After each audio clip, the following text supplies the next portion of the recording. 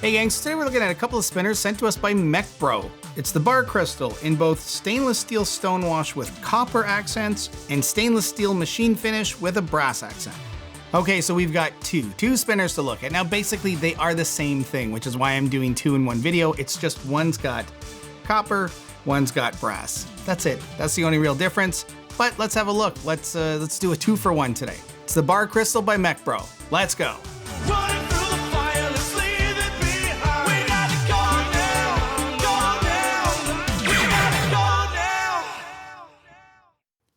Okay, here we go with the Mech Bro spinners. These are bar crystal spinners, and I normally don't like doing two objects at the same time or two spinners at the same time in this case, but these are essentially the exact same product. The only difference is that we have two different finishes here, two little accents on the grips, and a slight different finish here. One is machine finish, the other looks to be stone washed.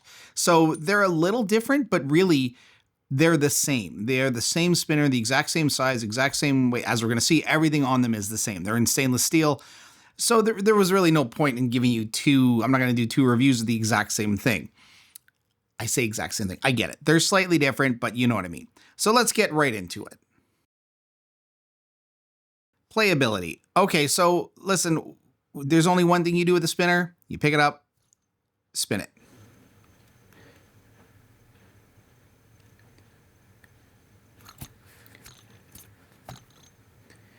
It's tough sometimes to kind of go through all the categories on these because there are certain categories that just don't have that much to talk about. So spinners are a little bit tough with that, but it's still worth just looking at. The playability on this, it like I said, it spins. It's a spinner. They're not really going to do much different. There isn't anything unique from one spinner to the next, really, because they all just do this. Now, how they do it, what they do when they spin, that sort of falls into ergonomics and weight and all this other stuff. But in general, there is only one way to really play with a spinner, and that is to spin it.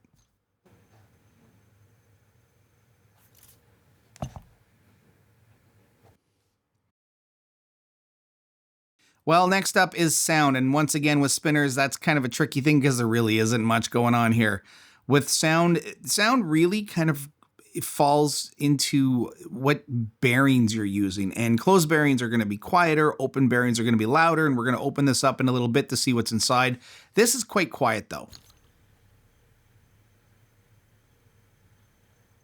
So in this case, the bearings that are shipped with the bar crystal are a quiet bearing. So that's relevant because you want to know what you're going to get stock. So right out of the box, this is a very quiet, silent almost spinner.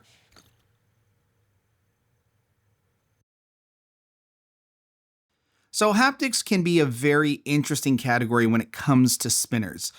A lot of people think that because there's no clicking, there's no balls, springs, anything happening, that there aren't any haptics, but that's actually not true because there is a sensation when you spin. And a lot of times with spinners, if it's flat and it's done well, there should be almost no feeling, right? If it's well balanced, there's no judder, you should get nothing out of it. Now, I will say with this, you do get some judder, especially if it's slightly off angle, the slightest bit, I will feel judder in here. If it's perfectly flat,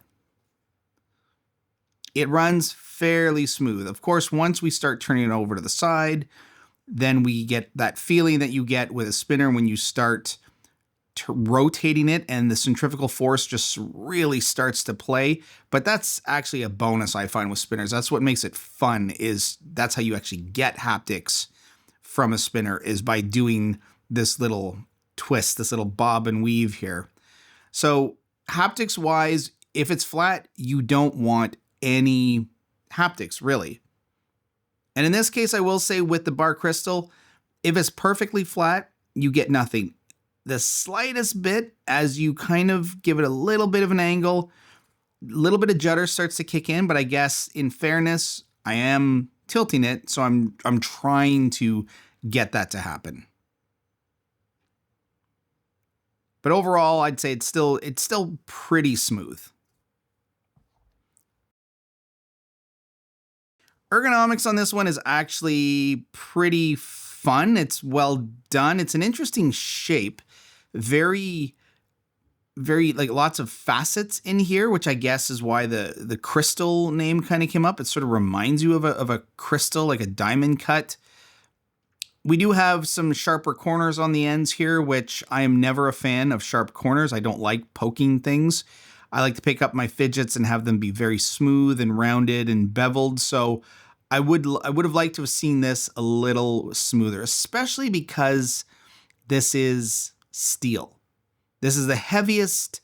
Well, I shouldn't say the heaviest. Tungsten is quite heavy, but steel is kind of I find is an unforgiving metal when it comes to fidgets.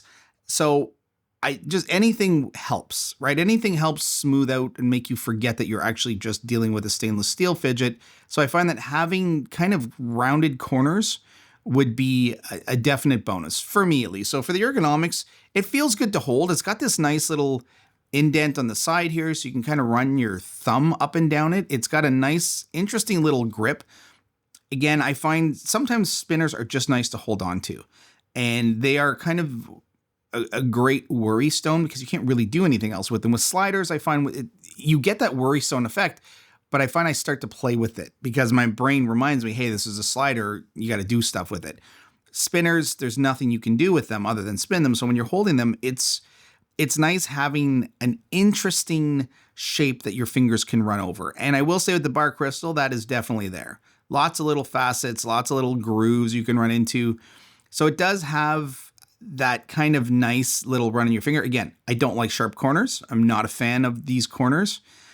I think if the corners got rounded out, we would be in sort of different territory. Although at the same time, I know too that rounding out corners starts to make this look like a lot of other spinners. So that I understand that that's a challenge as well. What are you gonna do? I don't know. I'm not the one making these, but I'm just saying, just sharper corners will always be a bit of an issue.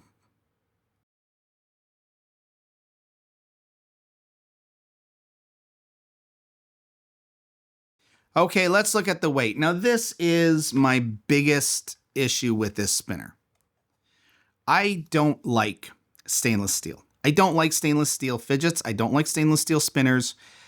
I find them, there are so many more materials out there that you can use.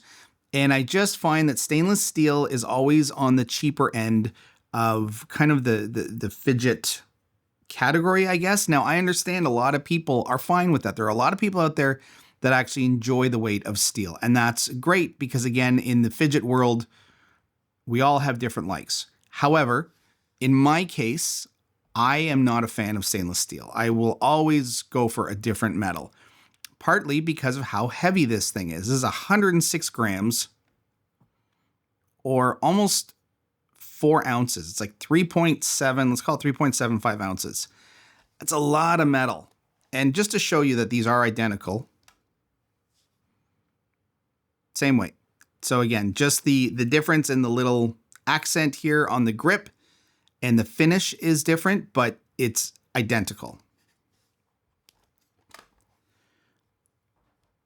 So very heavy. I don't like playing with stainless steel, anything really, for a long period of time. I find sliders are a bit more forgiving because they're typically hollow. So there's some space in there, whereas this is just a big solid chunk of stainless steel. So it's very, very heavy. This is not something I could play with for a long time. My wrist starts to get sore after a while. So it does put strain on your hand. Okay, let's get to internals. Ta-da! There's really not much we're going to do here. Let's open this up. And let's look at the inside.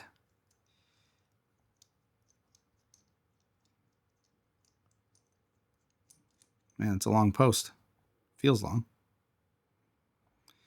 So in here, we can see a lot of extra weight. And if this had been machined out, I think you could have dropped some of the weight here. I do see a technique where a lot of people kind of put holes inside in the middle of here to reduce the weight. So I think that would have been nice, especially because stainless steel is just so heavy. So, carving out some extra space would be a really nice touch to it. And again, we can see this is silent because it's a closed bearing. So again, this is why when you get it, you get a very, very quiet spinner. There's really not much else to look at here. Again, we have the way our post is machined, or sorry, our grip. You can see these little circular machining lines in here. It's kind of neat.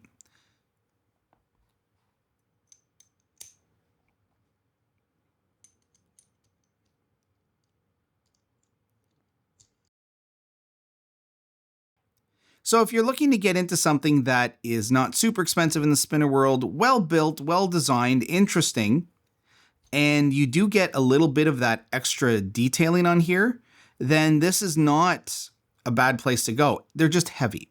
So you have to sort of be aware that you are getting something that's a very, very heavy spinner. Now, if you like heavy, if you like weight on your spinners, great. These are perfect for you. And the price is probably right, considering a lot of spinners out there tend to kind of go at around the $220 range.